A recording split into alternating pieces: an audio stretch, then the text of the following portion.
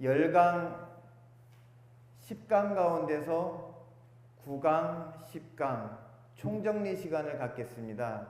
그래서 처음부터 어떠한 뜻이 전개되는지, 여기 보면은 처음 일품 서품에서는요, 부처님께서 모든 부처님의 이렇게 얘기했습니다.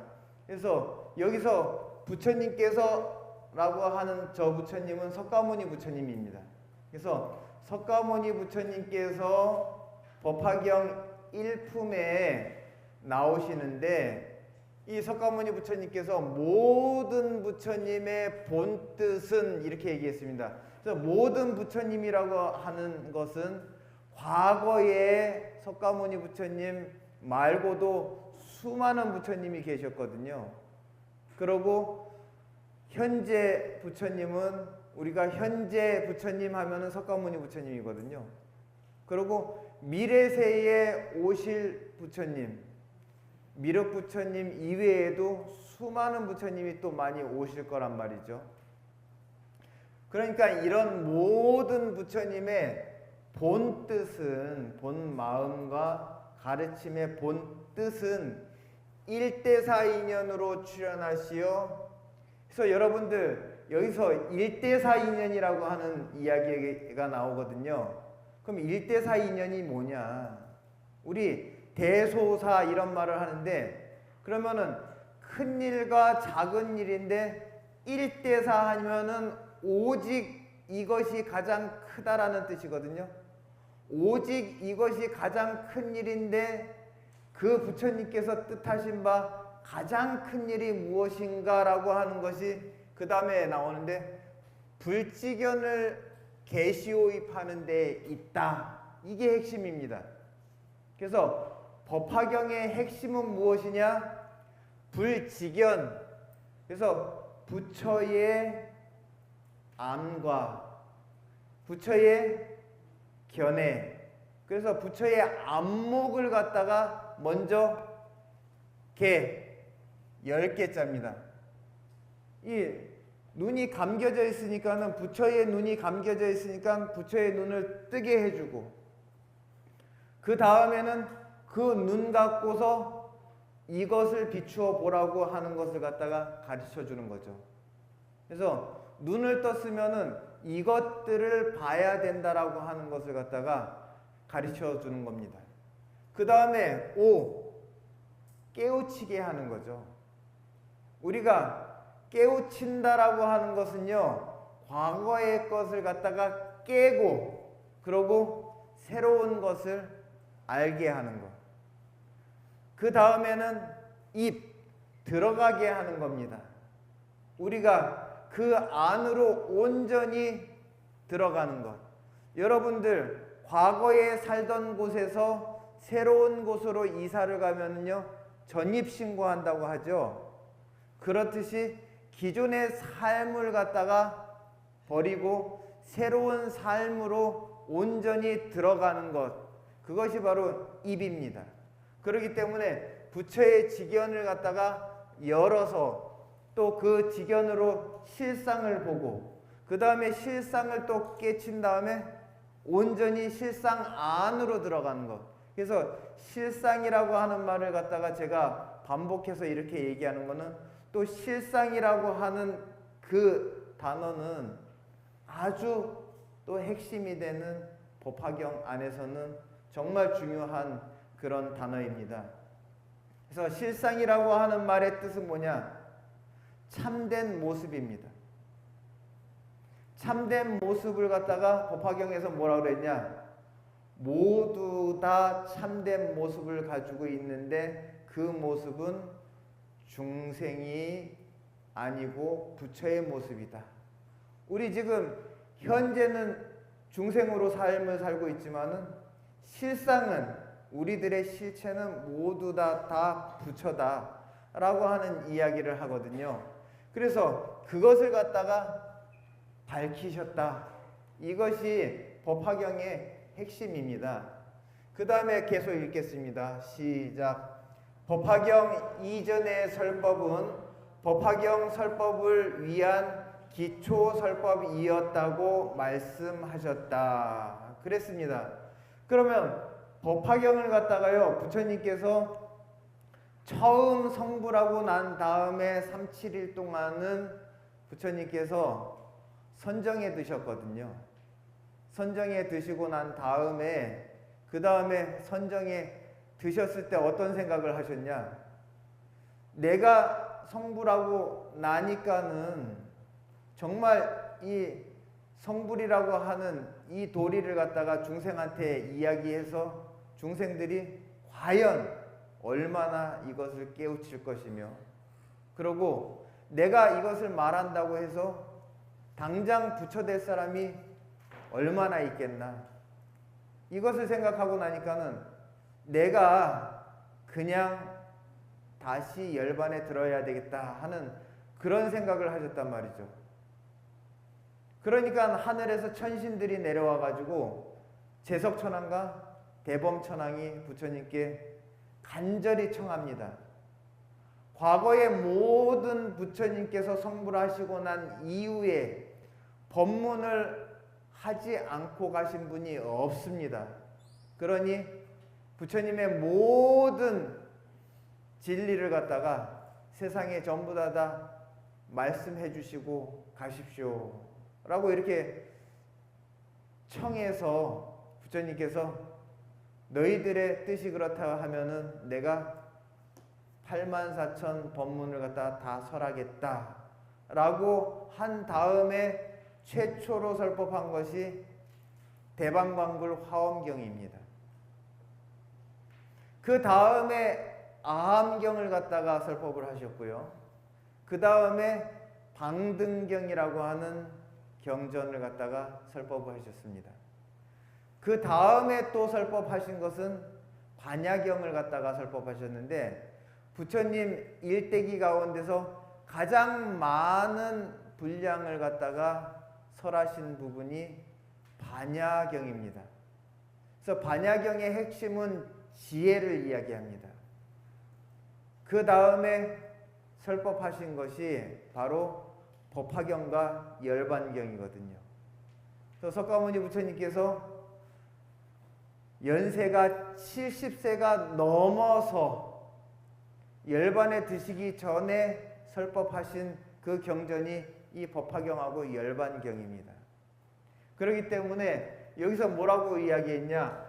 법화경 이전의 설법은 법화경을 설법하기 위해서 기초 설법이었다 라고 이런 얘기를 법화경에서도 하거든요. 그래서 그 이야기는 뭐냐? 법화경은 가장 높은 철학이고 또 가장 깊은 철학이고, 그리고 모든 법문을 다 알아야지만이 법화경을 비로소 정확히 이해할 수 있다라고 하는 그 이야기인데요. 그래서 이전의 모든 설법은 방편설이었다 하는 그런 얘기입니다. 여기서 함께 여러분들 읽어 나가겠습니다. 시작. 법화경의 핵심은 모든 존재의 진실을 드러낸다는 것. 객원현실 그랬습니다. 예, 법화경의 핵심은요, 모든 존재의 진실을 드러낸다는 것인데, 여러분들 모든 존재의 진실이라고 하는 것은 법화경에서 무엇을 이야기하느냐? 모든 존재의 진실된 모습은 부처의 모습이다 라고 하는 것을 이야기하는 겁니다. 여기서 함께 또 읽어 나가겠습니다. 시작. 모두가 근본은 부처라는 것이다. 이상이 제1서품의 핵심이다. 이렇게 되어 있습니다. 여러분, 법화경 제1품이 서품입니다.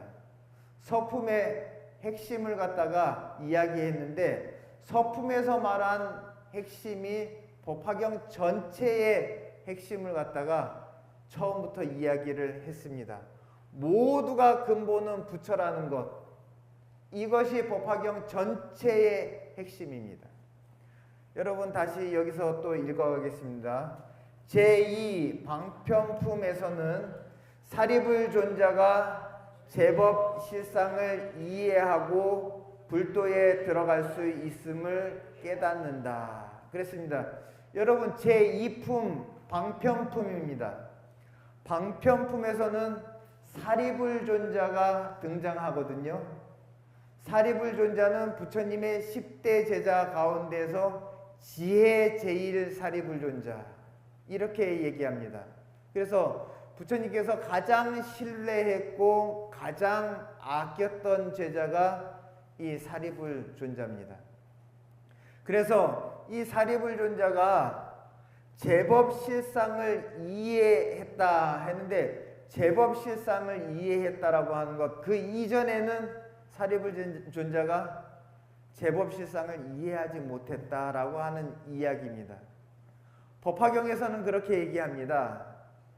왜 그러냐? 사리불존자는 소승이었기 때문에 이 법화경을 갖다가 설법하기 이전에는 실상을 알지 못했다.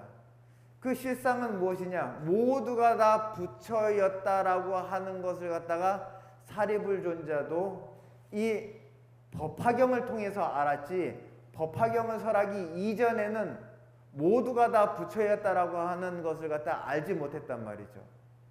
비로소 법화경설법을 듣고 난 이후에 사리불존자도 나도 아라한이지만은 아라한에서 끝난 것이 아니고 나도 더 정진해서 부처가 될 수 있구나, 나도 석가모니 부처님처럼 될 수 있구나 라고 하는 그런 확신을 갖고 제법 실상을 이해하고 불도에 들어갈 수 있음을 갖다가 깨달았단 말이죠. 함께 또 읽겠습니다. 제3 비유품에서 사리불존자가 미래에 화광열애로 성불한다는 수기를 받는다, 이렇게 되어 있습니다. 그래서 방편품에서는요, 사리불존자가 제법 실상을 갖다가 깨달았고, 그 다음 제3 비유품에서는요, 사리불존자가 석가모니 부처님으로부터 너도 나중에 부처가 되는 것이 이제사 확정이 됐다라고 하는 그런 소식을 듣게 되는데요. 미래에 사리불 네가 성불할 때는 이름이 화광열애다 라고 이름까지 딱 알려줬습니다. 그 다음에 이 제3 비유품에서는요, 화택 비유라고 해가지고 불타는 집에 관련된 그런 비유를 갖다가 합니다. 법화경의 유명한 7가지 비유설법 중에서 이 불타는 집 비유를 갖다가 3개 화택이라고 이야기하거든요.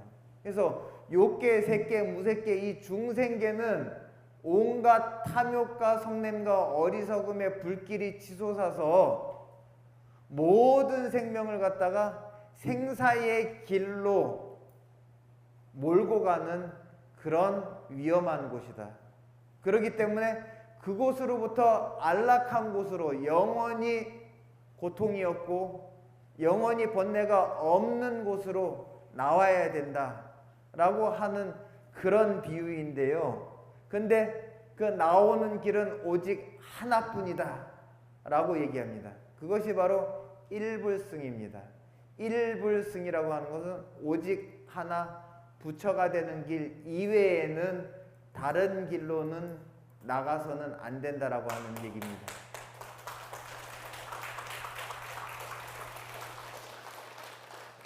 여러분들 여기 계속 읽겠습니다. 여기 한번 봐주시죠. 시작. 제4 신의 품에서는 수보리, 가전년, 마하가섭, 목건년 4대 제자가 깨달음을 궁자비유로 진술한다 그랬습니다. 여러분들 그 제4품이 신의 품이거든요. 신의 품에서는요, 부처님 제자 10대 제자 중에서 수보리 존자, 금강경에 등장하죠. 해공제일이라고 합니다. 해공이라고 하는 것은 일체 모든 존재의 실체는 비어있다. 하는 그런 도리를 갖다가 깨달은 그런 부처님 제자거든요. 그래서 금강경에서 이야기하는 공도리를 갖다가 명확히 이해하는 제자가 이 수보리 존자입니다. 그 다음에 가전년 존자입니다. 부처님 제자 가운데서 가장 논리가 정연하고, 그러고 이 모든 가르침 가운데서 부처님의 논리적 해석을 가장 잘 받아들인 그 제자가 가전년 존자입니다. 그 다음에 마하가서 두타제일이라고 합니다. 두타제일이라고 하는 것은 남들이 감히 흉내내지 못하는 어려움을 갖다가 능히 해냈던 그런 제자입니다. 그 다음에 목건년은 여러분들 신통제일입니다. 여러분들 한국 불교의 큰 명절 하나 가운데 여러분들 우란분제라고 하는 것이 있죠. 우리 흔히 백중이라고 하는 거거든요. 그 백중이라고 하는 우란분제는 목건년 존자가 지옥에 들어간 어머니를 갖다가 지옥에서 구출해 오는데, 본인이 신통제일이지만 본인의 신통 갖고서 어머니의 정해진 업을 갖다가 그거를 갖다가 소멸시켜 줄 수가 없었거든요.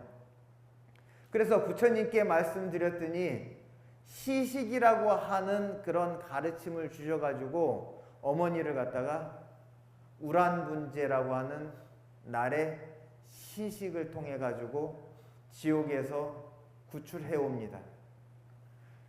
그러한 4대 제자가 깨달음을 궁자비유로 진술한다 그랬습니다. 여러분들 법화경에 7가지 비유 가운데 또 궁자비유가 있습니다. 어려서 아버지를 갖다가 잃고서 헤매던 빈천한 사람이 나이가 들어서 우연찮게 아버지를 갖다가 만나게 되지만은 본인은 아버지를 갖다가 확신하지 못하고 아버지는 그 빈궁한 사람이 내 아들이라고 하는 것을 확신하게 됩니다. 그래서 아들을 불러들여 가지고 이 집에 가업을 갖다가 있게 해주려고 하는데 아들은 두려움에 떨어서 다시 길거리로 도망갑니다. 그래서 아버지는 당장 잡아와서 재산을 물려주기보다는 서서히 밑바닥부터 가르쳐 가지고 나중에 철이 다 들고 이 부유한 삶에 익숙해졌을 때 다 물려줘야 되겠다라고 생각해 가지고 처음에 걸음 치우는 일부터 시켰습니다. 그 다음에 20년 동안 걸음을 치우고 난 다음에 창고를 갖다가 관리하게 해줬어요. 그 다음에 온갖 집에 재산 관리를 할 수 있는 그런 능력이 됐을 때 결국 마지막에 가서는 아버지가 사실은 네가 내 아들인데 내 품을 떠나서 아비를 잃어버리고 아비의 존재를 잊고서 살았기 때문에 너는 나를 모르지만 나는 너를 처음 봤을 때부터 알았다. 네가 바로 내 친아들이었다라고 하는 것을. 하지만 처음부터 데리고 와서 내 가업을 물려주려고 하니까 네가 받을 만한 그릇이 되지 않아가지고 그 그릇을 키워주기 위해서 내가 밑바닥 일부터 서서히 시켜서 이제 모든 것을 다 알려줬으니 이젠 비로소 내 모든 것을 너한테 물려주겠다라고 해서 이 궁자 비유를 하는데요. 이 또한 부처님의 제자들한테 부처님께서 처음에는 하근기 법문부터 가르쳤습니다. 그래서 결국 나중에는 근기를 끌어올려서 아라한까지 끌어올렸는데 이 아라한이라고 하는 이 수보리, 가전년, 마하가서, 목건년 존자는 본인의 내면에 있는 번뇌가 이미 다 사라졌다라고 하는 것에서 만족을 했단 말이죠. 그래서 아라는 아라 안에 또 상이 있어요. 보살은 보살의 상이 있고 중생은 중생의 상이 있습니다. 사람은 사람이라고 하는 또 상이 있어요. 남자는 남자라고 하는 상이 있고 여자는 여자라고 하는 상이 있습니다. 그 상을 갖다가 버리는 것이 쉽지가 않거든요. 그런데 부처님의 이 법문을, 법화경의 법문을 듣고 그 이전에 사리불존자가 깨닫고 그 다음에 4대 제자가 차례로 깨닫게 되면서 부처님께 본인들이 고백을 합니다. 저희가 마치 궁자와 같이 아버지를 떠나서 우리가 빈천하게 살았기 때문에 아버지가 나중에 가장 큰 것을 물려주려고 해도 두려워서 받지 못했습니다. 하지만은 지금 이 법화경의 실상법문을 듣고 보니 이제야 깨달음이 와서 이제야 우리가 부처가 될 수 있다라고 하는 것을 확신했습니다. 이렇게 얘기를 합니다. 여러분 여기서 계속 읽어나가겠습니다. 즉 소승들이 자신의 성품이 소승에 집착하기 때문이고 부처님의 본뜻은 아니었다고 말한다. 이랬습니다. 본인들의 성품이 그 소승이라고 하는 그 아라한에 집착을 했기 때문에 그랬기 때문에 부처님의 본뜻을 우리가 몰랐을 뿐이지 부처님의 본뜻이라고 하는 것은 애초부터 우리를 갖다가 아라한을 만들고자 했던 것이 아니었고 부처를 만들고자 했던 것이었다 라고 하는 이야기를 갖다가 신의 품에서 합니다. 그 다음에 여러분들 여기 봐주십시오. 함께 읽겠습니다. 시작. 제5 약초유품 3초 이목을 비유. 그랬습니다. 여러분들 요 약초유품은 비유설법입니다. 그래서 3초 이목이라고 해가지고 약초에도 하초, 중초, 상초가 있습니다. 그렇듯이 전부 다 약효가 다 달라요. 그리고 귀한 약재가 있고 그리고 또 하급의 또 약초가 있고 또 중급의 약초가 있고 그렇습니다. 그렇듯이 하급의 약초는 인간과 천상의 복을 구하는 수준의 부처님 가르침입니다. 그 다음에 중급의 약초는 아라한이 돼서 내 자신 일신의 어떤 행복을 갖다가 추구하는 겁니다. 그 다음에 상급의 약초는 무엇이냐? 이것은 모두가 다 행복해야 되지 않겠나 하는 그런 겁니다. 그 다음에 여러분들 이목이라고 하는 것은 큰 나무와 작은 나무입니다. 그래서 작은 나무는 초지보살부터 육지보살까지입니다. 그 다음에 큰 나무라고 하는 것은 이미 번뇌가 전부 다 소멸되었고 또 일체 중생을 다 구제하고자 하는 그런 바램이 남아있는 칠지보살 이상의 보살들입니다. 그렇기 때문에 이 약초유품에서는 부처님께서 똑같이 법의 비를 내려줬는데 누구는 복만 바라고 누구는 자기 자신의 행복만 바라고 누구는 모두 함께 행복하자고 했고 누구는 본인의 그 깨달음이 초지에 이르렀고 그렇지만은 일체 중생을 갖다가 구제하고자 애를 쓰지만 아직 자신의 마음에는 번뇌가 남아있고 그것을 갖다가 작은 나무라고 했죠. 또 어떤 제자들은 본인의 번뇌가 다 했음에도 부처가 되기 위해서 더 한 발자국 나아가는 큰 나무가 있다.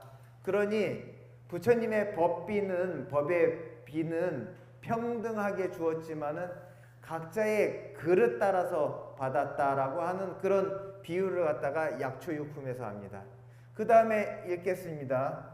제6 수기품 마가섭 광명렬에 그랬습니다. 여러분들 제6품은요 수기품인데 아까 여러분들 신의 품에서 수보리 가전년 마가섭 목건년 4대 제자가 부처님의 법문을 듣고 깨달음이 있었어요. 그 깨달음에 부처님이 제6수기품에서 나중에 너희들도 부처가 된다라고 하는 수기를 주면서 부처의 이름까지 일러줍니다. 그래서 마하가섭존자한테는 너는 나중에 성불을 하면 광명열애라고 한다 라고 이렇게 이름까지 일러주십니다. 그 다음에 가전연존자, 부처님 10대 제자 중에서 논의 제일입니다. 그래서 논리적으로 의논을 잘하는 제자 가전연존자는 염부나제 금광열애라고 하는 그런 이름을 줘요. 그 다음에 목건연존자, 그 다음에 여러분들 제가 요 빠뜨렸는데요, 수보리존자입니다. 수보리존자 명상열애라고 했습니다. 금강경에 등장하는 수보리존자는 명상열애입니다. 그 다음에 신통제일 목건연존자는요, 다마라 발 전단향 열애라고 하는 그런 이름을 갖다가 받습니다. 그 다음에 여러분들 함께 읽도록 하죠. 제7 화성유품. 여러분들 화성유품에는요, 이 화성유라고 하는 비유가 나옵니다. 그 비유에는요, 부처님 제자들 가운데서 성문 제자들한테 내가 너희들한테 설법한 것은 부처를 발견해서, 네 안에 있는 부처를 발견해서 부처를 이루라고 하는 것이었지 결코 아라한이 되는 것을 바라지 않았다. 지금 너희가 있는 그 자리라고 하는 것은 내가 방편으로 좀 너의 번뇌와 고통을 갖다가 잠시 쉬라고 만들어준 방편의 자리지 그 자리가 목적지는 아니다 라고 하는 것을 갖다가 화성유품이라고 하는 그 내가 니네 지금 만들어준 자리는 임시적으로 만들어준 자리다 라고 하는 그런 것을 갖다가 임시적으로 만들어 놓은 도시를 갖다가 이야기하면서 이 비유품을 갖다가 제7 화성유품을 갖다가 설하게 됩니다. 그 다음에 함께 보겠습니다. 제8 500제자 수기품 부르나 법명열애 이렇게 있습니다. 여러분들 부처님 500제자 500나한 여러분들 아시죠? 우리 예불문에 보면은요 500성 독수성 내지 1200제대 아라한 그러잖아요. 그래서 그 500성 중 500나한 그분들이 500제자 수기품에 나오는 분들입니다. 그 500나한들이 전부 다 부처의 수기를 받아요.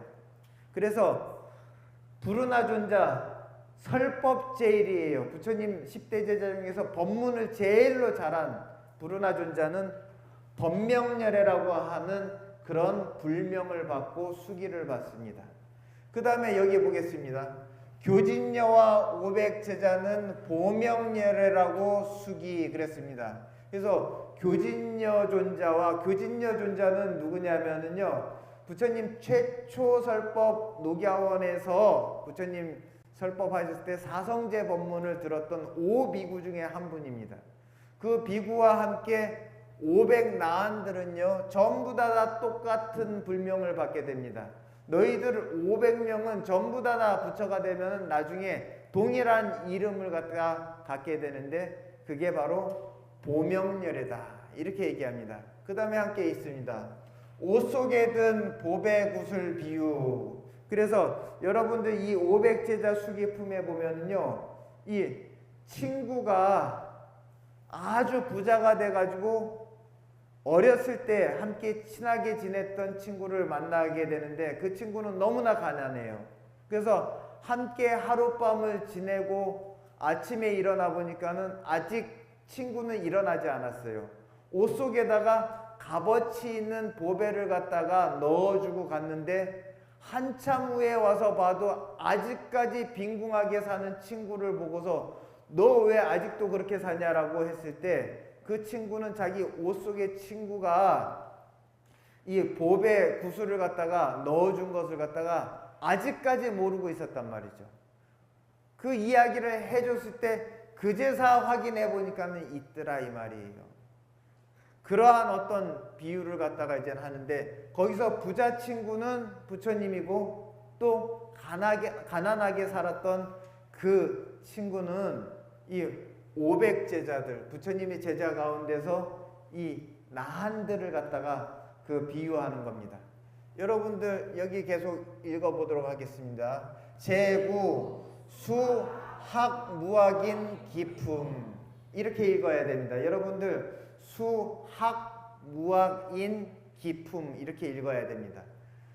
여기에서는 여러분들 안한존자는 나중에 성불하면은 산해해 자제통왕불입니다. 자제통왕열애가 되고, 라울라 존자는 도칠보와 열애가 된다라고 해서 이 안한존자와 라울라 존자에게 함께 이렇게 수기를 줍니다. 그 다음에 또 읽습니다. 나머지 학, 무학 2,000명은 보상열애로 수기, 그랬습니다. 여러분 여기에서 학, 무학 이렇게 했는데, 무학은요 없을 무자 배울 학자, 이제 더 이상 배울 게 없는 아라한입니다.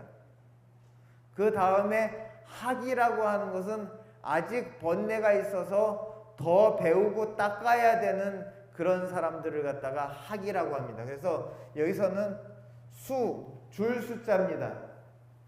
누구한테? 학과 무학인, 무엇을? 수기를.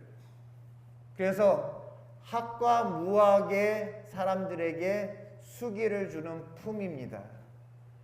그 다음에 여러분들 여기 봐주시겠습니다. 함께 읽겠습니다. 시작. 제10 법사품 수지 독송 해설 서사 오종법사는 열애의 사자, 이랬습니다. 그래서 10번째 법사품에서는요, 수지하고 이 경전의 가르침을 갖다가 내가 받아들여서 지니는 것을 수지라고 합니다. 그 다음에 독경을 하고, 그 다음에 송경을 하는데, 독경이라고 하는 것은 보고 읽는 것을 갖다가 독경이라고 합니다. 그러면 송경은 뭐냐? 내가 내 머릿속에 암송해서 외우는 것을 송경이라고 합니다. 그 다음에는 이 경전의 뜻을 갖다가 다른 사람을 위해서 해설해 주는 것. 그 다음에 서사라고 하는 것은 그것을 갖다가 경전의 말씀을 써가지고 다른 이한테 주어서 그것을 갖다가 읽게 하고 지니게 하는 것. 그래서 이 수지, 독, 송, 해설, 서사 하는 이분을 갖다가 오종법사라고 합니다. 5종류의 법사인데요, 이 법화경을 갖다가 수지하고 독경하고 송경하고 해설하고 서사하는 이 5종 법사에 해당되는 사람들은 열애의 사자다. 사자라고 하는 것은 우리 여러분들 저승사자 그러죠. 저승에서 보낸 사람이다 이 말이에요. 그래서 열애의 사자라고 하는 것은 열애께서, 부처님께서 친히 보낸 사신과 같다라고 하는 겁니다. 그래서 여러분들 여기 함께 읽겠습니다. 시작. 열애의 방, 열애의 옷, 열애의 법자, 이랬습니다. 그래서 이 오종법사는 열애께서 보낸 사람이기 때문에 열애의 방에 머물고, 열애의 옷을 입고, 열애의 법좌에 앉는다라고 하는 그런 이야기가 법화경에 나오거든요. 그러면은 부처님의 방을 쓸 수 있고, 부처님의 옷을 입을 수 있고, 부처님 자리에 앉을 수 있다라고 하는 건데, 부처님의 방은 무엇이냐? 대비심입니다. 그래서 부처님의 방에 머문다는 것은 대비심에 머무는 것이고, 부처님의 옷을 입는다라고 하는 것은 유화 인욕심, 그랬습니다. 유화라고 하는 것은 유순하고 온화하고, 인욕이라고 하는 것은 어려운 일을 갖다가 참아내는 그런 마음을 갖다가 이렇게 옷을 입듯이 항상 입고, 그리고 열애의 법좌에 앉는다. 부처님 자리에 앉는다라고 하는 것은 일체법이 공한 자리에 앉는다라고 하는 그런 뜻입니다. 여러분 계속 보도록 하겠습니다. 여기 함께 읽겠습니다. 시작. 제11 견보타품 다보열의 칠보 대탑 출현. 그랬습니다. 여러분들 이 견보타품에서요 다보열의 칠보로 장엄된 큰 탑이 솟아오릅니다.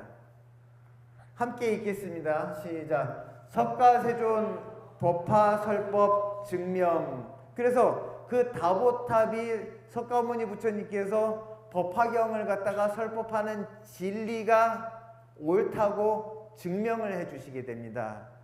그 다음에 허공 다보탑을 열고 두 열애가 함께 앉음 그랬습니다. 그래서 그 다보열애의 칠보 대탑이 허공 위로 올라가게 됩니다. 석가모니 부처님께서 허공으로 올라가서 그 다보탑의 문을 열고서 그 안에 있는 다보열애께 예를 올리고 다보열애는 자리를 갖다가 내주어 가지고 함께 동석을 하는 그 모습이 이 견보타품에 나옵니다.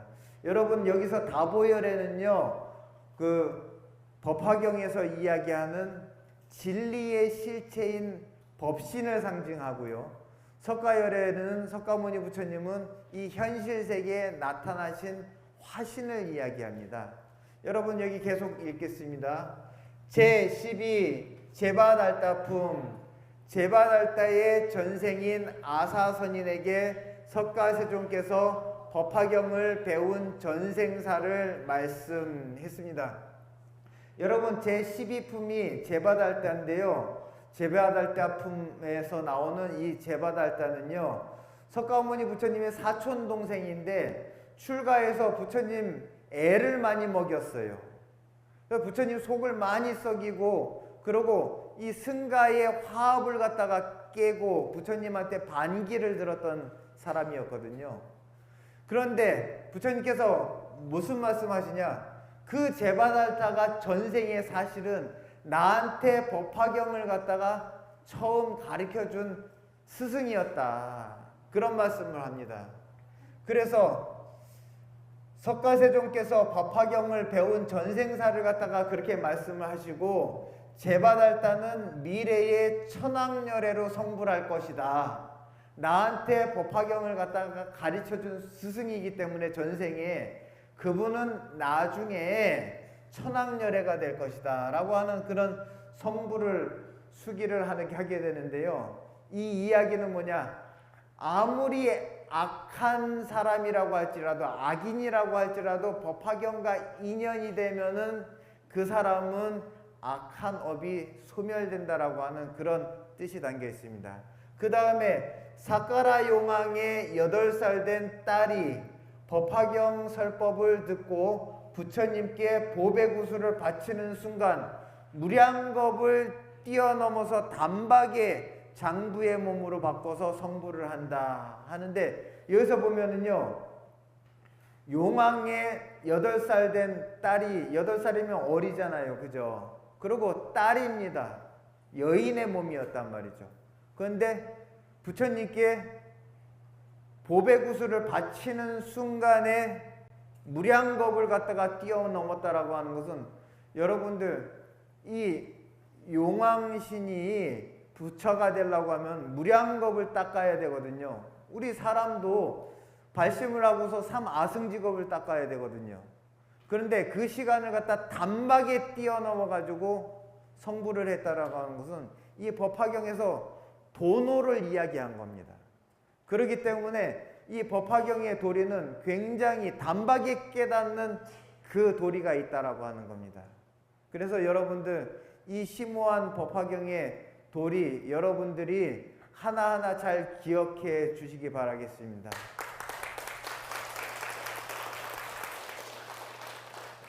여러분들 여기 계속 이어서 보도록 하겠습니다. 함께 읽겠습니다. 시작. 제13 권지품 교담미 일체중생 희견열애 야쇼다라 구족 천만 광상열애 그랬습니다. 여러분 여기 교담미라고 하는 분은 누구냐면은 석가모니 부처님의 그 유모입니다.